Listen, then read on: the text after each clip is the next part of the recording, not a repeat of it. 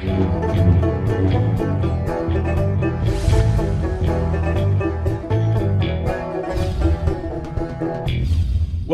I'm the Deadwood Jedi. This is going to be another Raid Shadow Legends video, and today we're going to be talking about champions you should be maxing out if you haven't already. And I've got 10 of them, 10 rare champions that you should be having maxed on your account right now.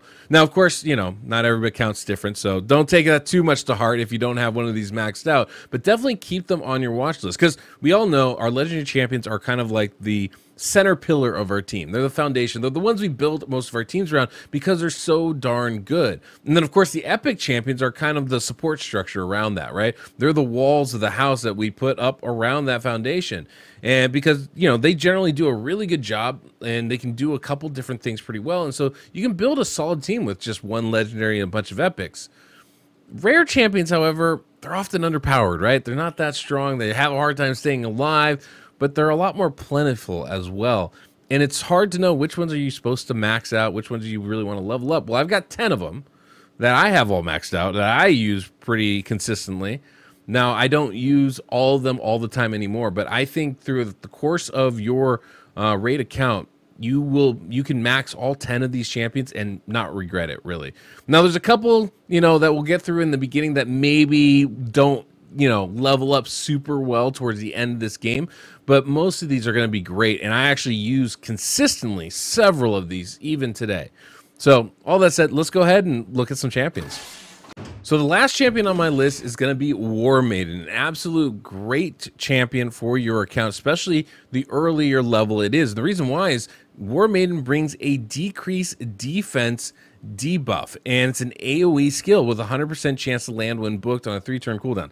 It doesn't really get much better than that. Now, the big reason why she's so great is because at the rare level of a champion, there's really nobody else that does this consistently. There's Dagger, who does it inconsistently, has like a 75% chance to land, but War Maiden's 100%. That means when you're trying to get through dungeon content, especially, War Maiden's crucial to that. Also really good as a setup champion for Arena. It's not like she's only limited to that, but this is one of the reasons why I love this champion. I think she's really great to have in and worth leveling up and maxing. Now, at the level I'm at, where, you know, I've basically done all the content, or I can do all the content, I obviously have better options than War Maiden, so I don't use her a lot. I do use her in some of those rare Doom Tower, you know, special rooms, but outside of that, I don't really use her. And I'm sure many of you won't either, but I definitely think if you have not completed all the difficulties in this game, she's probably going to be a really good option. And certainly if you don't have another AoE decreased defense champion, somebody to keep in mind, as she can make your runs go from, you know, basically cut them times in half. If you do a 4-minute dungeon run, can cut that down to 2 minutes just by being able to deal a lot more damage with that debuff out there. All right, number 9 on my list is Eris. Definitely an unusual choice, I would say, for this part. She is actually better more towards the end game because of some specific clan boss builds. Now, I could have chosen a variety of different champions to kind of fill this spot here, but I chose Eris because she is so unique with what she does and so good at it that it's worth building. I think her kit is that unique that we're going to continue to find unique ways to utilize her. Most importantly, her skills, she has an increased speed ability with a cleanse. That is a real rare combination. And so being able to get that up on a 3-turn cooldown is incredibly good. In addition, she has a natural counterattack with her passive ability. This makes for a really interesting combination of skills, and we've used it to great effect with all of our Myth Air type of teams in Clan Boss. Definitely, I think, makes this list just because of that.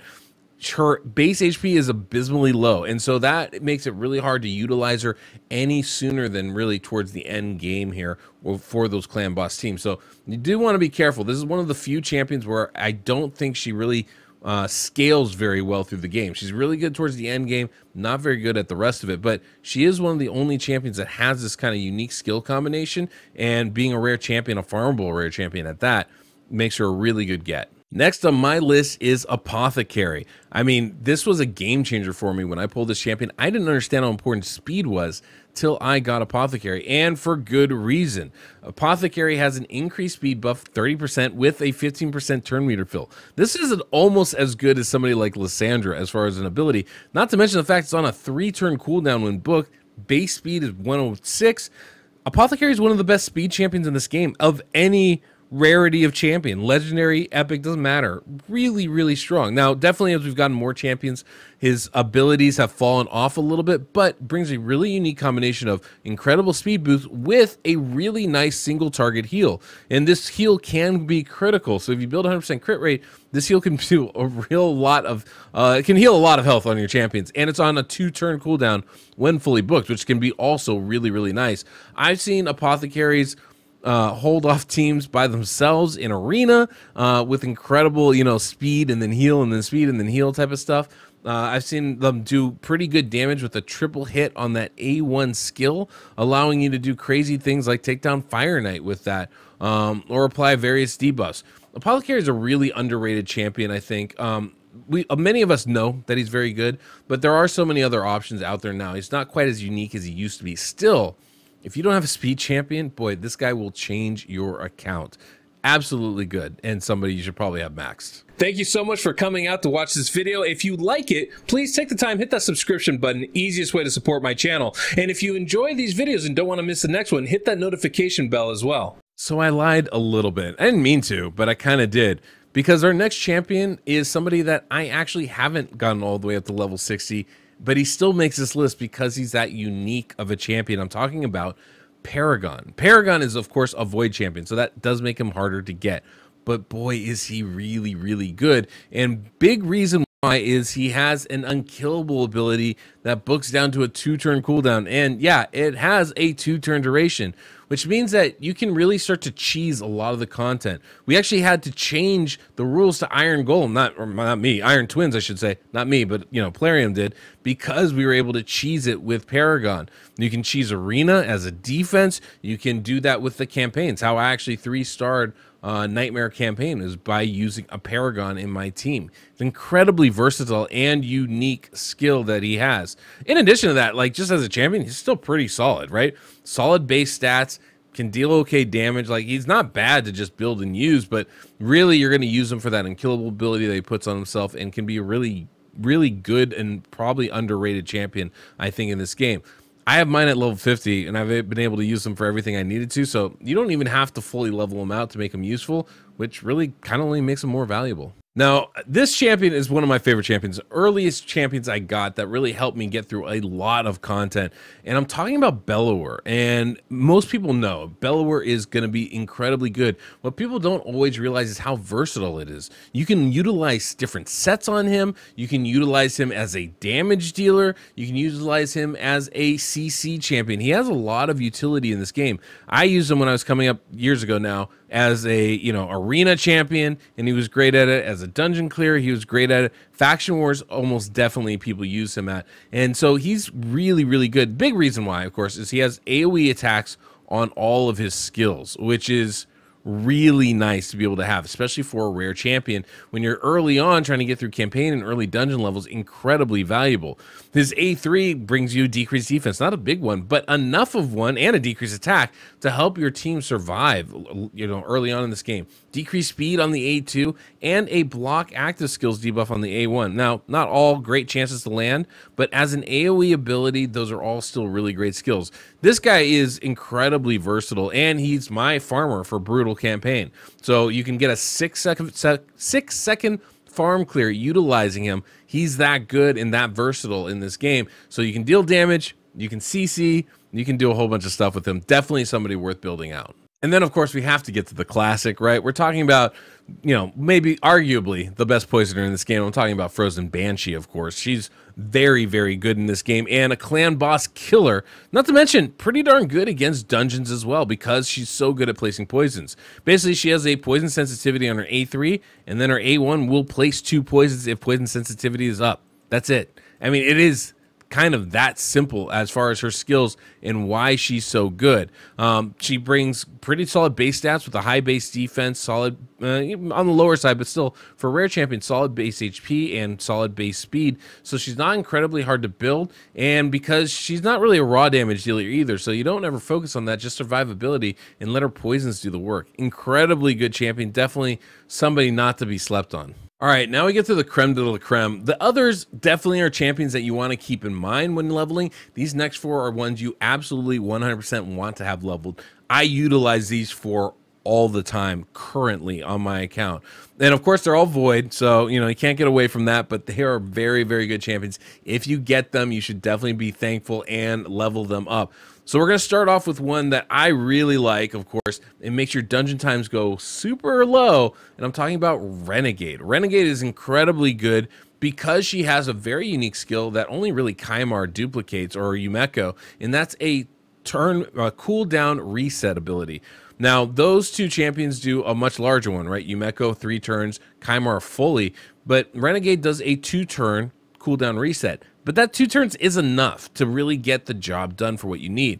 You want to build a Seer dungeon wave nuke team?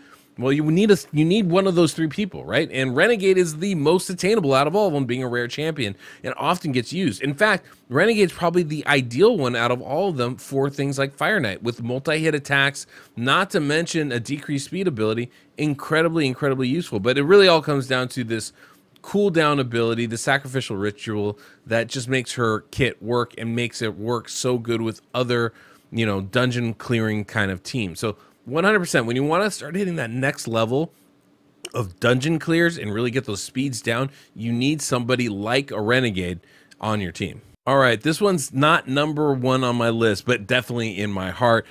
This is probably my favorite out of all these champions we were talking about, maybe outside of Bellower, but definitely the one I use the most right now, and that's Reliquary Tender. Absolutely game-changing kind of champion, can hard carry your team pretty easily. With a revive ability, this is not a common thing, especially among rare champions, but a very solid revive on a 5-turn cooldown, which is comparable to all the epic revivers out there. Also has a cleanse ability with a continuous heal added on as an AoE skill on a 3-turn cooldown. It's really nice. That's incredibly versatile, and I use her for a lot of my Doom Tower boss teams, actually. I find her incredibly good, especially against things like Nether Spider. Her A1, of course, is a decreased attack, single target, so nothing crazy going on there. But she has a really high base HP, solid base defense, and solid base speed. Actually, pretty good base speed, frankly. So she's very easy to build and survive with, and she's going to help keep your whole team alive or bring them back from the dead, whichever you need. I find her incredibly useful, even as I'm in the end game now, as they would say with my account. I still find her very useful, doing things that not every champion on my account can really do or as well. So definitely somebody I recommend building, no matter the level of your account. You're probably going to be able to find a place to utilize her. And then we come to Painkeeper. Now, Painkeeper, we all know, is used in so many different clan boss teams. Such an amazing champion, having a cooldown reduction, just 1 turn, but still it's on a 4-turn cooldown, which makes it very attainable, very useful for us. But the thing I think people forget about Painkeeper is Painkeeper's darn good anyway, no matter how you utilize her, right? Her A1 ability, has a turn meter boost for herself. Her A2 is an AoE attack with a nice heal for your team. And the A3 is a skill cooldown ability. You can put her on most any team, and she's going to make it better. She is that good. She's got a really nice base HP, even if her base defense is a little low, but her speed's good as well. Makes her pretty easy to build. Very much makes her a champion that you can build a team around and make it, kind of give her like a carry thing. That cooldown reduction, even though it's every 4 turns, really makes a huge difference as far as the viability of your team and being able to spam your CC skills, your debuff skills, even your damage skills over and over, and take down waves very easily. I find her incredibly valuable, especially going against the faction wars of her faction, the Dark Elves. And that heal. That heal is really nice, and the more HP you give her, the better that heal is going to be. So 100%, obviously, she's amazing in Clan Boss, and with some of the best teams, like the Bad Eater teams, you're going to need to use a Painkeeper to make those work. I 100% think she's worth building, even if you don't use her for that. Her skills are so unique, I think she's going to be valuable pretty much no matter what. And then very last, we come to the one herself, the Ice Queen, Coldheart, an absolute slayer in this game. One of the best champions, period, right? There's very few max HP damage dealing champions. Coldheart is one of them. And on top of that, it does a 100% turn meter decrease as well. She's essential for getting up into and through Spiders 20, I think, especially as you're coming up. Maybe not essential, but really, really helpful. And for a lot of speed runs, you end up utilizing Coldheart, especially for stage 20 and below. She's incredible. I don't really care much about her other skills. She does have a 4-hitter on her A1, which is really nice for things like Fire Knight, where you need multi-hit attacks. A2 is an AoE skill. Like, it's nothing crazy going on there. Really comes down to her A3, which also only needs 70% crit rate because of the bonus it has. It's an amazing ability that she has, and she's on the top of the list for a reason, right? Every single one of us that plays this game not only has one Cold Heart, but most of us have multiples because she is that versatile, she is that useful, and was for us essential in climbing the ranks of our personal accounts. All right, there you go. That's my top 10 rare champions you should be maxing out. Now, I definitely left some champions off this list, right? You know, Fellhound, Marked, Seducer, Bulwark. But, you know, I had to limit it to 10. So this was my 10. Let me know in the comments below. Did I miss somebody? Was there a favorite of yours that left off? Did I have somebody too high or too low? Would love to hear it. So let me know down below in the comments. And yeah, hopefully you guys enjoyed the video. Until next we meet, I'm the Deadwood Jedi.